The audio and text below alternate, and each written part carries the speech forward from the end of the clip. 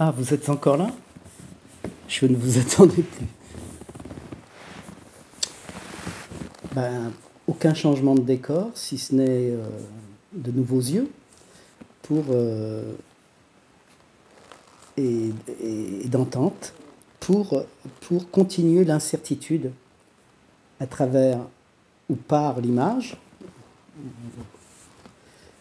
la mise en décor, la mise en espace, et l'incertitude d'un mouvement avant, d'un instrument avant, au devant, par le langage et par l'émission, effectivement, de ce que lance en avant une image. Donc, mot et image, l'incertitude de cette habitude de parler et d'être une image, ou de voir et d'entendre comme habitude. Fiction, science-fiction, science et fiction, trait d'union, dans l'espace cinéma. Eh bien, ce que nous avons découvert, car nous faisons des découvertes, vous et moi, dans cette incertitude, nous faisons quelques découvertes. Qu'est-ce que ça veut dire découverte? Nous avons employé le mot tout à l'heure, l'index a fait ça, c'est intéressant. Hein? Le cerveau? Non, la pensée, pour l'instant. Mais bon, ça joue à être localisé là, peut-être, en faisant automatiquement ça. Ah oui, vous avez reconnu le penseur de Rodin. Prise de tête. Bon. Bien. Le propos, dans l'espace cinéma, et j'emploie à dessein le mot cinéma maintenant, dans l'espace cinéma, cela aura été, est toujours, un désir et une volonté de se raconter et de raconter une histoire. C'est ce qui aura dominé le cadre cinématographique de cette prothèse caméra dans du bois et une manivelle. Tourner un film, avant tout, c'est tourner la manivelle. Ça commence comme ça. Quand on dit toujours aujourd'hui, on va tourner un film. Aujourd'hui, nous ne tournons plus de films. Il n'y a plus de pellicule. Et quand avant, il n'y avait plus de pellicule, voilà, qu'est-ce qui précède? Le numérique ou la pellicule, voilà. Vous voyez, l'incertitude dans le langage, le dit, on se trompe en parlant. Donc, la manivelle, nous tournions un film. Et ceux qui ont commencé à tourner le film avec la manivelle ont décidé de vouloir, après avoir eu toutes les lumières du cadre, où les lumières, en tant que frères, ont proposé de filmer des ouvriers, d'ailleurs, des ouvriers qui sortent d'une usine. Belle proposition pour commencer. La lumière sur des ouvriers qui sortent d'une usine. Le train de la Ciotat, un mot, le train de la Ciotat. Bien, rapidement, avec Alice Guy, et non pas Méliès et autres, Alice Guy, c'est une femme, a commencé à mettre... C'est une femme qui a... Et je le fais à dessein, parce que nous sommes assurés que le cinéma qui a commencé à raconter des histoires, c'est-à-dire mettre en scène des scènes de relations, bien souvent entre hommes et femmes, et puis petit à petit des développements de relations dans l'espace, a été inauguré par une femme qui s'appelle Alice Guy. Et je vous propose de vous le rappeler, parce que dans les 1890, c'est une femme qui commence à mettre dans l'espace des rapports, jusqu'à même faire des petits courts-métrages avec des thématiques historiques, d'histoire. Je vous propose d'aller voir cela. Vous trouvez ça aisément sur comment on appelle ça sur le réseau? Ah, le réseau. Ah oui, je crois que c'est Internet? C'est Internet. C'est pas assuré que ce soit Internet, hein, c'est pas du tout assuré. Ah si, c'est Internet. Hein, oui. Alors, c'est donc de raconter une histoire. Bien. On est habitué à savoir ce que c'est qu'une histoire. Mais en fait, je vais vous proposer d'écosser le mot histoire et de voir que ce n'est pas si évident ce que c'est qu'une histoire. Bon, on verra ça un petit peu plus tard. Pour l'instant, ayant été troublé par toutes les habitudes du terrien, nous avons été complètement dévastés par nos certitudes dans notre voyage, dont le film que vous allez voir, et que vous acceptez de voir après toute cette préparation, et si cette préparation dans l'incertitude vous donne la saveur et le goûter d'y aller voir, de vous laisser voir ce film, ou d'être vu par ce film. Enfin, vous voyez, c'est pas facile. Est-ce que l'objet n'est pas sujet? Bon, voilà. Donc, raconter une histoire aura été le propos de la boîte en bois qui tourne, de la pellicule, et qui aura été rapidement une mise en place d'une perspective de produire beaucoup de films. Le mot perspective est encore venu et est sorti de la bouche. Hein. Ça doit être une assurance. Sont les tics de langage, les tocs de gestuels se dégagent de l'image. C'est un fait et vous le voyez. Et comme je vous vois, évidemment, dans votre regard et dans votre écoute. Donc nous sommes dans un toc éthique d'image et de langage. Donc le cinéma aura produit des histoires, veut produire des histoires, et maintenant venons-en à la science-fiction. La science-fiction est devenue, alors nous allons très très très vite maintenant, mais c'est pour revenir vraiment à vous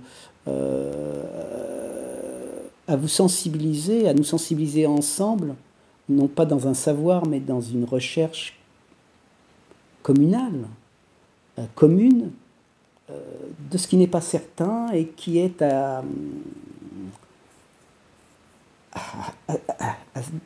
se défaire de l'habitude qui nous encombre. Eh bien, la science-fiction dans le cinéma, pour le faire rapide et prendre un raccourci, ce sont des films qui auront construit des histoires avec beaucoup d'argent, beaucoup de technologie, beaucoup de femmes et d'hommes, principalement des hommes pendant longtemps, et en petites mains, évidemment, comme on appelle les petites mains des femmes. Vous voyez, hein? Voilà. Bien, essayons de restituer la sociologie du cinéma à travers cela, et ce que la science aura permis pour faire advenir le cinéma. Mais en fait, qu'est-ce qui a fait advenir le cinéma? C'est le penseur, c'est la pensée qui a fait science cinématographique, c'est-à-dire production de prothèses caméra. Ce sont des femmes et des hommes qui, par la pensée, produisent des objets. Et on produit des boîtes caméras, qui ont produit des micros après, qui ont produit des décors, qui produisent. Il en va de penser, de concevoir de l'objet au-devant de moi, parce que je ne me contente pas de mon cinéma dit intérieur, c'est-à-dire des mots et des images qui sont dans cette boîte. Le cerveau, je ne sais pas, mais quelque chose là. Enfin, quelque chose, est-ce que c'est au-devant? Voilà, vous voyez? La pensée, se faisant un cinéma, a eu le goût de se raconter l'histoire de la pensée, mais vraiment pas certain. En tous les cas, de se raconter une histoire qui est probablement en dehors de la pensée elle-même, produite par la pensée. Oula, mais produisant que de la pensée. Le cinéma de la pensée est devenu cinéma pour raconter des histoires de façon à ce que le plus grand nombre passe de la littérature, des romans, des contes, des fables, des légendes, des cosmogonies, des mythes, en viennent à se retrouver avec, au lieu de passer de la langue, comme nous le faisons maintenant, au coin du feu. Avez-vous encore un feu dans votre foyer? Rien de moins certain. Le propos, donc, est de revenir au fait que la science-fiction, le cinéma de science-fiction, ça y est, nous y arrivons, j'y arrive, nous raconte des histoires de science. Donc, fiction égale tromperie. Science égale savoir d'objet. Production, puis, par les ingénieurs, l'ingéniosité de la pensée. C'est toujours la pensée. Un ingénieur, c'est un penseur. Le cinéma, c'est un penseur. La science, c'est un penseur. On oublie souvent, et la pensée s'oublie elle-même dans ses objets de locution. Elle ne se nomme jamais. Elle se tient en retrait dans l'énoncé. Le mot science ne dit pas « je pense ». Le mot science. Et que dans le mot science, il y a moi qui suis en train de penser, assuré de penser. Et il y a occultation, occlusion, oblitération du penseur dans une proposition et assurance de savoir de science. Et maintenant, dans cette planète que nous avons visitée, non, j'en ai vidé trop.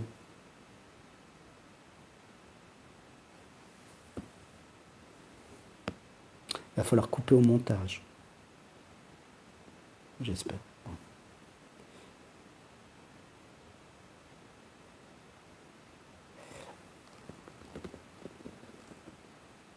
Le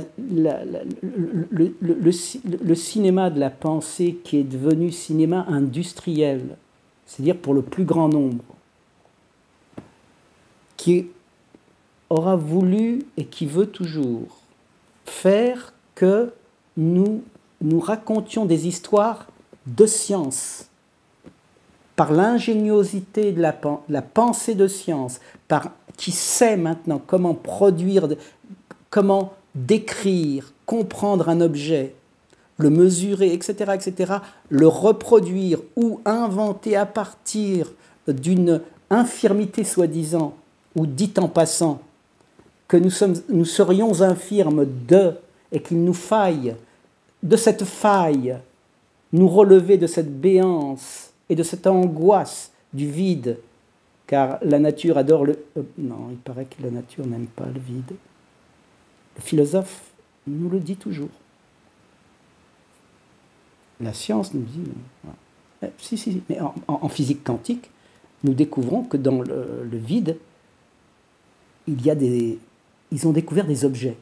Hein, ceci, cela, ceci, cela. Bon, voilà. Bon.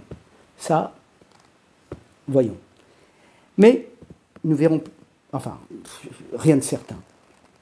Assuré de ne pas pouvoir vous vous parler, de ne pas pouvoir vaincre, de ne pas convaincre, de ne pas partir à l'attaque dans le langage ou dans un discours. Donc, cesser de discourir.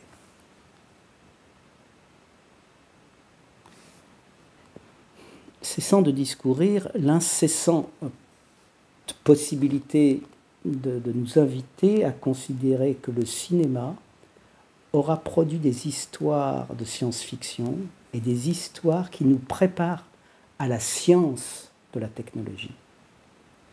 Il faut regarder maintenant toute l'histoire, la dite histoire du cinéma. Je rappelle en passant qu'il y a tout un courant que nous apprécions et que j'apprécie beaucoup, que vous appréciez aussi, qu'est-ce qu'on appelle le cinéma de recherche, le cinématographe de recherche, qui fut appelé maladroitement, mais adroitement aussi. Maladroitement aussi. Le cinéma, ou adroitement aussi, le cinéma expérimental, et qui s'est beaucoup plus concentré sur le support pellicule, qui s'est beaucoup plus concentré sur le support mouvement, le rythme, le montage et la lumière et les formes dans ce qu'elles ont beaucoup plus de subjectif que d'objectif. Ah, objectif, ça serait une histoire. Et subjectif, rien moins assuré qu'on puisse faire une histoire de la subjectivité. Peut-être, peut-être. Bon, je vous laisse avec ces incertitudes supplémentaires. Donc, regardons l'histoire du cinéma non expérimental et qui s'est unifié à l'hégémonie de l'unité d'une histoire. Aristote nous a aidés à construire une histoire. Aristote.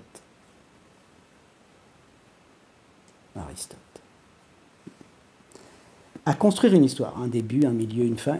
Je ne vous ferai pas de proposition de vous rappeler cela.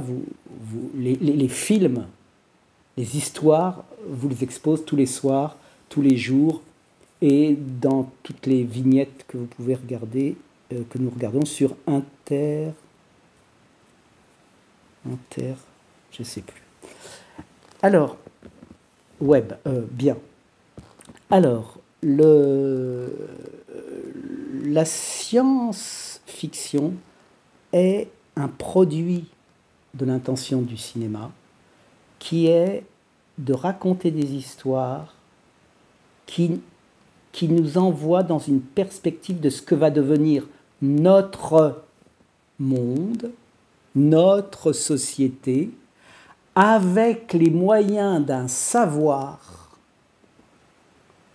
qui se fait technologie et qui va modifier radicalement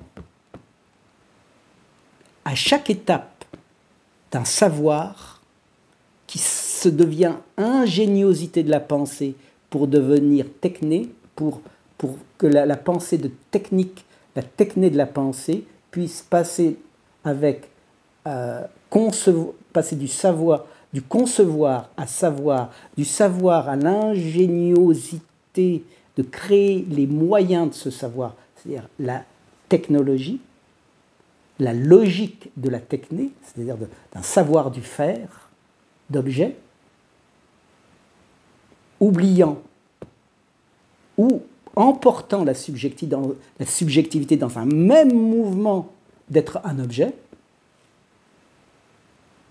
Je propose de revoir cela et de nous amener donc par cette mise en certitude de l'histoire, donc de la fiction, d'emporter le plus grand nombre dans une évidence et une adhésion, un adhésif, ce qu'on appelle communément l'identification, et non pas l'empathie,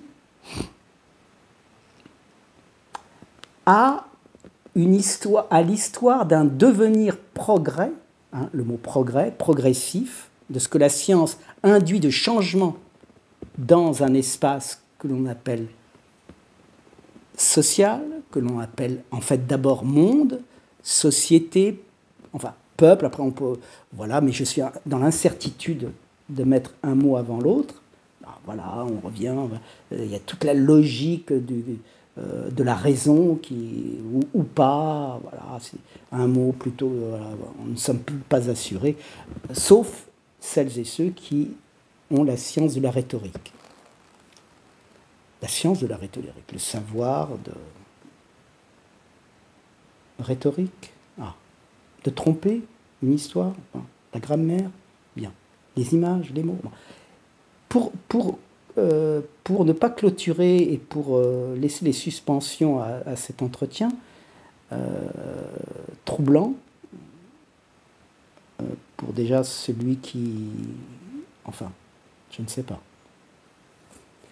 Eh bien, le cinéma de la science-fiction aura préparé, et nous prépare toujours, par tous les films qui sortent, littéralement qui sortent, d'où ils sortent. Sortir un film, c'est sortir, ça sort, pour des exploitants. Hein, donc il y a des objets esclaves qui sont exploités. Godard l'aura très très bien rappelé cela. Hein, voilà, Godard il est intéressant pour ça. Enfin, il n'est pas intéressant, il est rappelant. Enfin, Godard, ce n'est qu'un mot. Feu Godard. Voilà. Il y a aussi de bord, il y a de l'autre côté, il y a côté cour, côté jardin. Bon.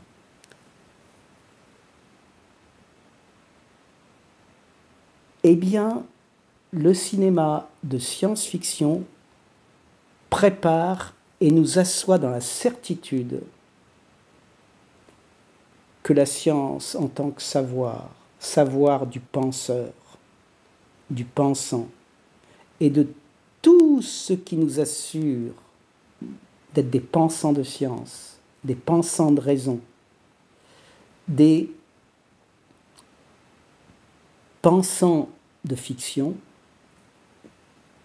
nous assure par le cinéma que nous soyons habitués, surhabitués aux grands changements qui auront eu lieu depuis l'ère cinéma, pour que aujourd'hui nous soyons assurés que le contexte, l'introtexte que nous sommes, soit scientificisé, pour ne pas dire lyophilisé, scientificisé, technologisé, au point que nous oublions, que nous soyons l'oubli. Et alors peut-être bien que la pensée, une fois qu'elle a produit à ce point-là de la technologie, qui nous revient, nous soyons à ce moment-là dans l'oubli, où la pensée est tellement dans l'histoire qu'elle se raconte, qu'elle n'a plus d'originaire d'elle-même en tant que producteur de l'industrie, de la science, des objets de science et des utilisations de science, et que la science-fiction, regardez maintenant toute votre filmographie de science-fiction, les romans de science-fiction, tout ce qui fait science-fiction nous assure d'une façon ou d'une autre, par la gentillesse ou par la menace, bien souvent des histoires extrêmement tendues, extrêmement dangereuses, dans les histoires de science, fiction, les séries, etc., que la science à travers ça, c'est-à-dire une autorité qui veuille, ou qui veut, ou qui voudrait, et qui veut certainement, et qui s'assure de vouloir, désirer, que tout le monde soit scientificisé, technologisé, comme les hommes et les femmes de science ont découvert ceci ou cela, ont produit par les ingénieurs et autres exécutants les objets de cette scientificisation des corps et des psychés et des corps, en oubliant de ce fait, par l'histoire et les histoires de science-fiction, que nous existons,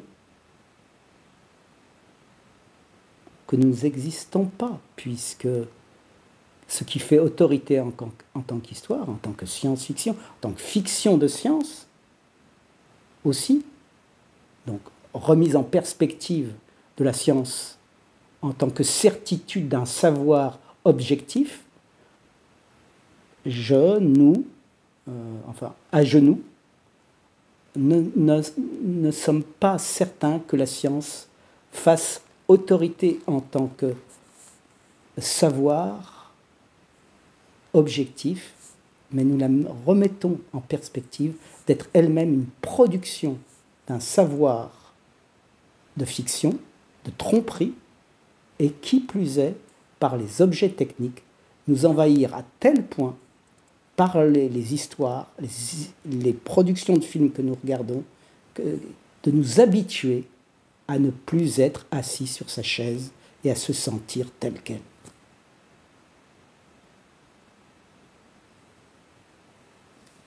Le film que nous vous proposons est le fruit et non pas le produit d'une expédition, d'une expérience troublante, dérangeante, dangereuse, dont nous n'avons pas encore la possibilité de vous le proposer directement,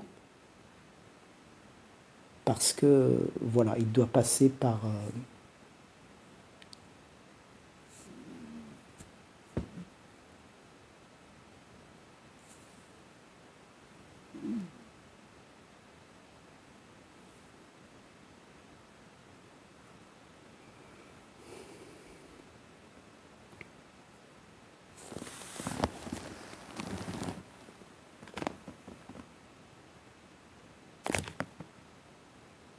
vous viendrez voir le film ?